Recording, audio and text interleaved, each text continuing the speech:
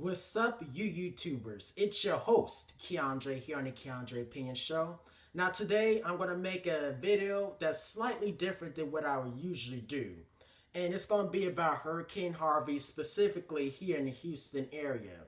Now, as you guys been hearing on the news a lot lately, regardless if you live in Texas or not, you guys probably already heard that Texas is experiencing a lot of floods right now. And as you guys can hear outside, it's raining a lot right now. So we're going to make it through this the best way we can. Now, before I go into detail about how Houston and why we get all this floods like once every year and all these maps up here, I want to first give you guys some historical insight on the making of Houston. So Houston was basically settled in 1836 after the Texas Revolution.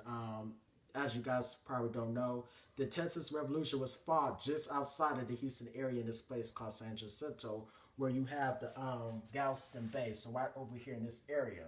So Sam Houston, who was the general at the time, decided to create the city along the base of the Buffalo Bayou, which was the biggest mistake he could have done because Houston, for one, sits on a natural floodplain. And basically what that means, for those of you guys who don't know what a floodplain is, a floodplain is something where you have like a waterway, like a river, bayou, creek, or something like that.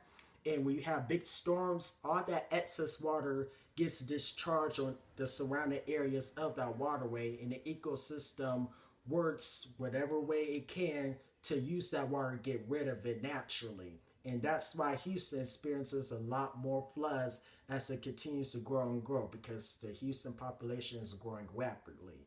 So, for the explanation of these visuals, right here I have just a regular map of Houston to do any type of markings I feel the need to do.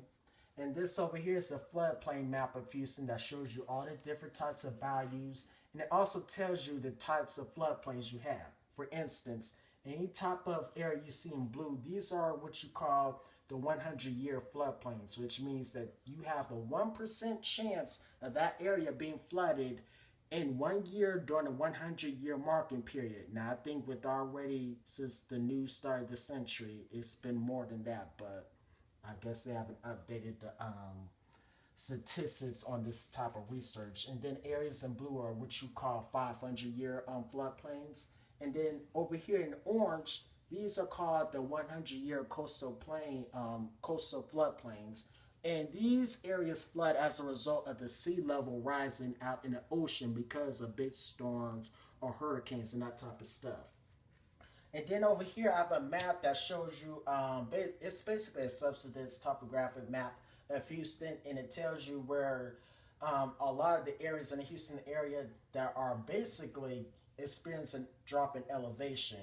And if you pay close attention within this area, you see that most of the drops in elevation is coming from this area. And if you compare it to the regular map of Houston over here, you will see that this area is the Port of Houston area with the where the Houston Ship Channel goes through. Now, this area is significant because this area is the reason why Houston is considered the oil capital of the world. You have a lot of oil refineries in this area. And so basically what they do is they take a lot of coal and gas up out of the ground, and that causes the elevation to drop a little bit. Now, this is a big problem since it is close to the Galveston Bay and ocean. And so if they drop significantly, that could really impact the area in Houston's economy because the sea levels across the world are already starting to rise. So if it continues to drop in elevation, that water could just easily come gushing in anytime we have even the smallest storm ever. And so, aside from all the whole, little cliches about Houston getting a whole bunch of rain, and that's the reason why it floods a lot, like every year, you gotta really pay attention to the fact that we gotta pay closer attention to where we build up on. For instance, areas that we should not build in Houston are areas like east of Houston over here, where we have a lot of swampy, marshy wetlands, just north of Baytown and east of Houston, like you're going towards Louisiana, like towards the swamps and that type of stuff. If you build up on these places over here, you're going to have much more drastic floods because these ecosystems will not know how to use and get rid of that water once you get these big storms, because you have a lot of new communities building up over here. Another place that shouldn't be built on is places that are like around this area that's south of Houston, because those areas, as you get further and further south, you're gonna get closer to the Gulf of Mexico. And as you guys probably already know, once these big storms come to the Houston area, the places that get the worst of these storms are the places that are closer to the Gulf of Mexico, such as Galveston Island down here that's hiding in the corner. Alright, now I just wanted to make this video to give you guys some insight on the reason why it floods a lot here in the Houston area. Oops. And just to give you guys, some, more detailed explanations of what's going on and why we have these types of things. Alright, now I hope you guys like and subscribe, and I'll see you guys later.